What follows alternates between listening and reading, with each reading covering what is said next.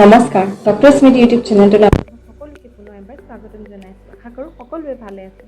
আজি যোনটো বিষয়ত আমি কথা পাতিম সেইটো বিষয়ে সৰুৰ পৰা ডাঙৰলৈকে চবেই অলপ পৰিমাণে হ'লেও জানে আৰু সমাজত অলপ বেলেগ ধৰণে চোৱা হয় বেমাৰটো। হয়তো মানুহে এৱেৰ নহয় কি হয়। As a dentist as a doctor মোৰতো ৰেচপনচিবিলিটি হয় যে আপোনালোকক এইটো বিষয়ে ইন ডিটেইল কওঁ আৰু আমাৰ মুখৰ লগত কি ৰিলেশ্যন আছে ইয়াৰ সেইটো বিষয়ে আপোনালোকক ইন ডিটেইল ক'ম আজি। তেনেহ'লে আহকচোন আজি আমি ভিডিঅ'টো ষ্টাৰ্ট কৰোঁ।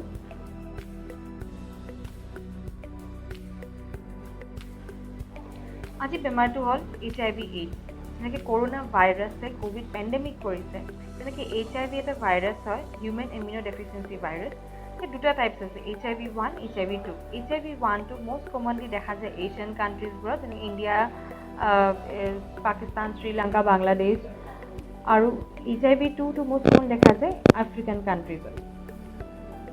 HIV ভাইৰাছে আমাৰ বডিৰ ইমিউন চেলছ, যোনটো CD4 চেলছ বুলি কোৱা হয়, তাক এফেক্ট কৰে আৰু ইমিউনো ছাপ্ৰেশ্যন হয়, ইমিউন ছিষ্টেমটো ডাউন কৰি দিয়ে। তাৰ লগে লগে বহুত বেছি চিমটমছ দেখা পোৱা যায়। যেতিয়া এই CD4 cells count less than 200 cells per millimetre cube হৈ যায়, তেতিয়া এইটোক AIDS বুলি কোৱা হয়। ৰুট অফ ট্ৰান্সমিশ্যন কি হয়? যদি HIV পজিটিভ পেচেণ্টৰ ব্লাডটো হেল্ডি পেচেণ্টত গুচি যায়, তেতিয়া এইটো ট্ৰান্সমিট হৈ যায়। সেইকাৰণে যিকোনো ইনষ্ট্ৰুমেণ্ট য'ত HIV পজিটিভ পেচেণ্টৰ যদি ব্লাড লাগি আছে কেতিয়াও ইউজ নকৰিব।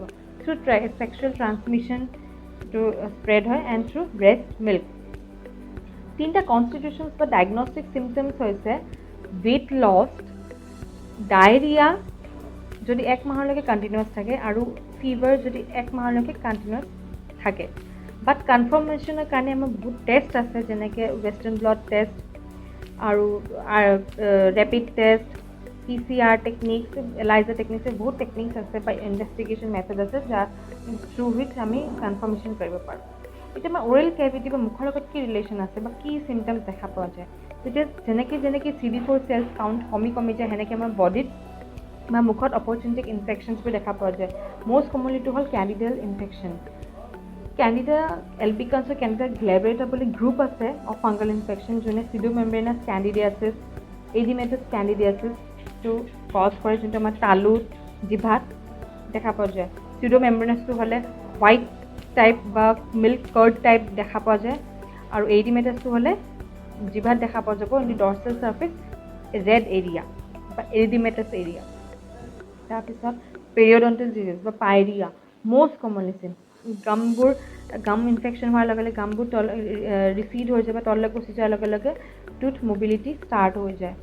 আৰু এপথাছ ষ্টমেটাইটিছ, ৰিকাৰেণ্ট এপথাছ ষ্টমেটাইটিছ, আলচাৰ্ছ, মুখত আলচাৰ্ছ দেখা যায় বিকজ ইমিউনো ছাপ্ৰেশ্যন আছে পূৰা মুখত আমাৰ জিভাত হওক, গালত, লিপছত এইটো কৰে। এংগুলাৰ চিলাইটিছ, লিপছৰ ছাইডত ক্ৰেকিংছ হৈ যায়, এইটো এটা বেক্টেৰিয়েল এণ্ড ফাংগাল ইনফেকশ্যন হয়। তাৰপিছত কেপচিছ চাৰ্কোমা, এটা মেলিগনেঞ্চি হয়, যোনটো হ'লে মুখৰ ভিতৰত ব্লু ব্ৰাউন টাইপ পেটছ নিচিনা দেখা পোৱা যায়, যোনটো পিছতকৈ আলচাৰেশ্যনছ হৈ যায়। Viral infection, herpes simplex virus infection, যোনটো জিঞ্জাইভা বা গাম আৰু লিপছত ভাইৰেল আলচাৰ্ছ কজ কৰে। হাৰ্পিছ জষ্টাৰ ইনফেকশ্যন, যোনটো তালুত বা পেলেটত আলচাৰেশ্যনছ কৰে। এইকেইটা কেইটামান মেনিফেষ্টেশ্যনছ হয়। তাৰ লগতে অৰেল হেৰি লিকোপ্লেকিয়া, যোনটো আমাৰ টাঙৰ লিটাৰেল বৰ্ডাৰ অফ টাঙত থিক হোৱাইট নিচিনা পেচ কৰে, যোনটো অৰেল হেৰি লিকোপ্লেকিয়া, আৰু এইটো এপষ্টিন বাৰ ভাইৰাছৰ লগত ৰিলেটেড আছে। এই কেইটামান চিমটমছৰ মই কথা ক'লোঁ, আৰু ভয় খাব নালাগে। এইকেইটা চিমটমছ যদিও হয়, যেনেকৈ HIV ভাইৰাছটো যেতিয়া AIDS হয় বা HIV পজিটিভ হয় পেচেণ্ট, এণ্টি ৰেট্ৰ'ভাইৰেল ড্ৰাগছ দিয়া যায়, যোনটোৱে ভাইৰেল লোডটো বডিত কম কৰি দিয়ে, আৰু লগতে যিবোৰ মুখৰ মেনিফেষ্টেশ্যনছ হয় সেইবোৰৰ কাৰণেও মেডিচিনছ আছে দিয়া যায়। সেইকাৰণে ভয় কৰিব নালাগে, ডক্টৰৰ ওচৰত গ'লে ভালকৈ ট্ৰিটমেণ্টটো পোৱা যায়। আৰু যদি কোনোবা পেচেণ্টে এক্সপ'জ হৈ গৈছে, আপোনালোকে জানে তেওঁ HIV পজিটিভ হয় বা এক্সপ'জ হৈ গৈছে, তেতিয়াও ভয় কৰিব নালাগে, লগালগ ডক্টৰৰ ওচৰত যাওঁ। পষ্ট এক্সপ'জাৰ প্ৰফাইলেক্সিছ বুলি আছে, তেতিয়া লগালগ within hours anti retroviral drugs দিয়া হয়। তেনেকৈও পেচেণ্টটো আমি AIDS হোৱাৰ পৰা বচাব পাৰোঁ। এইখিনিয়ে মই আপোনালোকক আজি ক'বলৈ বিচাৰিছিলোঁ এই ভিডিঅ'টোত কিবা যদি আৰু জানিব বিচাৰিছে মোক কমেণ্ট ছেকশ্যনত জনাব। মোৰ ইমেইল আই ডি, ফেচবুক আৰু ইনষ্টাগ্ৰামৰ আই ডিটো দিয়া হৈছে, তাতে মোক মেছেজ কৰিব পাৰে। যিকোনো ডেণ্টেল হেল্থ ৰিলেটেড ইছ্যুজ হ'লে মোক আপোনালোকে কৰিব পাৰে। আৰু ইয়াতে মই কৈ দিওঁ যে মই পেইড কনচালটেঞ্চি কৰোঁ, অনলাইন কৰোঁ। কিবা যদি বেমাৰ হৈছে আপোনালোকে মোক জনাব পাৰে। কাৰোবাৰ স্মকিঙৰ কাৰণে যদি বেমাৰ হৈছে বা যিকোনো ধৰণৰ মুখৰ বেমাৰ যদি হয় বা পেইন হয় মোক জনাব পাৰে। মই আপোনালোকক নিশ্চয় হেল্প কৰিম। আজিৰ কাৰণে ইয়াতে সামৰিলোঁ। ধন্যবাদ।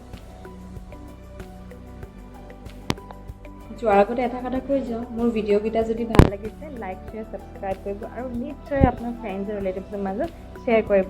মই আপোনালোকক এনেকুৱা ধৰণৰ হেল্থ ৰিলেটেড ইছ্যুজবোৰলৈ ভিডিঅ' বনাই আপোনালোকক হেল্প কৰিব বিচাৰিছোঁ। সেইকাৰণে মোৰ যোনটো কজ হয় সেইটোক আপোনালোকে যেন ছাপোৰ্ট কৰে। ধন্যবাদ।